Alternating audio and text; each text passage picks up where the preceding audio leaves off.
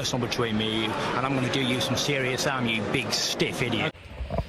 The untouchable True School Sports Empire proudly presents something the boxing game's been missing. Hey, what's going on? It's your boy BT, and I came here to talk some boxing with the thousands of True School Sports subscribers. All right, so I wanted to take this time to just give my thoughts on William Zepeda. You know, William Zepeda had a fight. It was yesterday. I mean, I don't know what day it is anymore. I'm in Japan, and I'm getting my days and time zones mixed up. You know, because I gotta call people in Pacific time zone, Eastern time zone, and then I'm in Japan, so it's like, it's just too much to keep track of. So this weekend at some point, on a day that's already passed, William Zepeda stopped Jaime Arboleda in 2 rounds. Very dominant performance, devastating body shots, high volume punching, all action, front foot dominant, you know, type of performance from William Zepeda. Now, I haven't had a chance to watch the whole fight, but I watched some highlights and you know, I watched enough to comment on it. So with that being said, I'm not gonna make a whole lot about, you know, William Zepeda beating Jaime Arboleda. Jaime Arboleda is not a world beater. Jaime Arboleda, for me, he's the guy that got lit up by Chris Colbert. You know, Chris Colbert never looked better in his life than he did when he fought Jaime Arboleda. He's a decent fighter, you know, but a guy that's kind of shinny, and you know, doesn't throw enough punches.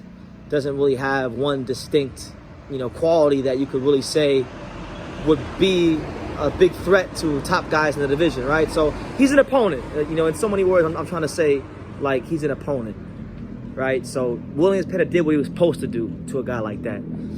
That being said, though, you know, we always hear all these guys at 35, like Keyshawn Davis, Ryan Garcia, Javante Davis, Abdullah Mason, Devin Haney, Frank Martin, Floyd Schofield. We hear all kinds of names get thrown around at 135.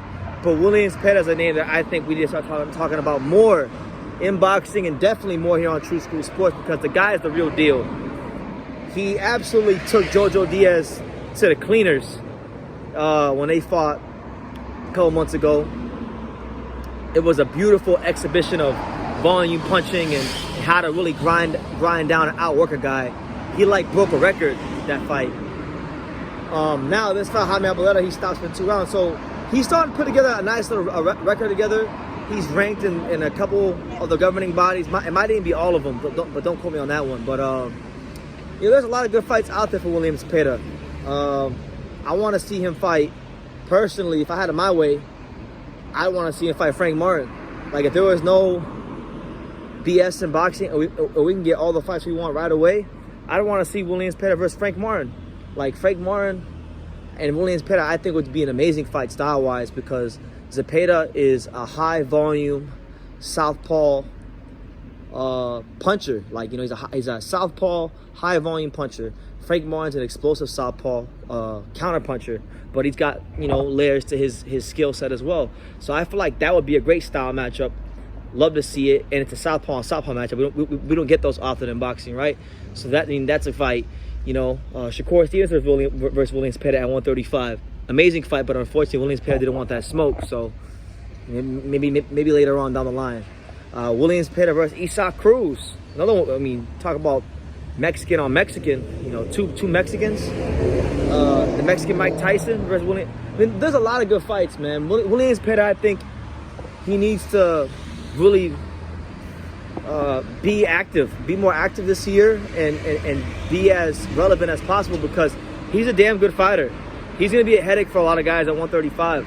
A lot of these, I don't care who you guys like. I don't care if you like Devin. I don't care if you like Shakur. I don't care if you like who it is you like. I don't care if you like Isaac Cruz. I don't care if you still like George Kambosos. Whoever is at 135, they're not going to call out William Zepeda. No way, no how. Because William Zepeda, he's one of these guys that the money ain't going to be what you want it to be. And, you know, one thing about William Zepeda, to beat him, to really beat him, you're going to have to be in tip-top shape. Because one thing he's going to do, he's going to throw some damn punches. Kind of reminds me, William Zepeda, in that sense, he kind of reminds me of a basketball player. He reminds me of J.R. Smith back in the day. You know, J.R. Smith was like this NBA bench player. He used to come off the bench of the New York Knicks. You know, and one thing you know about listen, J.R. Smith wasn't the most efficient scorer. He didn't always make a high percentage of the shots he took. But one thing you know about J.R. Smith was for however long he was going to be on the court, he was going to shoot that basketball. And it's the same thing with William Zepeda. Like, William Zepeda's going to go be in there and he's going to, you know, let his hands go. And you got to be in shape. You got to be prepared to go 12 rounds. You got to be prepared to be defensively sound and switched on the whole fight to expend that kind of mental energy. And if you can't meet those minimal requirements, you will lose to William Zepeda. So on that alone, I feel like William Zepeda, if he was ever matched up against one of the top guys in the division, one of the big names, whether it be like Keyshawn or Devin or Shakur or whoever, even like some of the younger guys like Floyd Schofield, anyone, you would get a lot of answers as to who the hell these guys really are at 135. Tank as well. Who these guys are at 135 if you put them in there with a fighter like William Zepeda, because fighting a guy who throws as many punches as him is hard if they're an orthodox fighter. But when you take all the traits that William Zepeda has, because he's not just a volume puncher, he's a volume puncher with legitimate power who can hurt you. So if you don't prepare physically for that kind of fight, you get found out.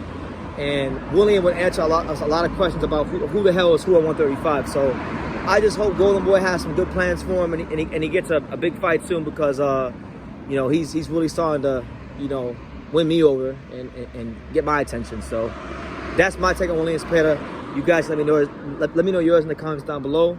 Make sure you guys take the time to subscribe. And like I say in every single one of these videos, you can love me or you can hate me, but I'm just a kid from Dania. So until next time, take care, guys. Thank you for watching another video on the untouchable True School Sports Empire. For more great boxing content just like this video, click right here and make sure you subscribe. Much love from sunny South Florida.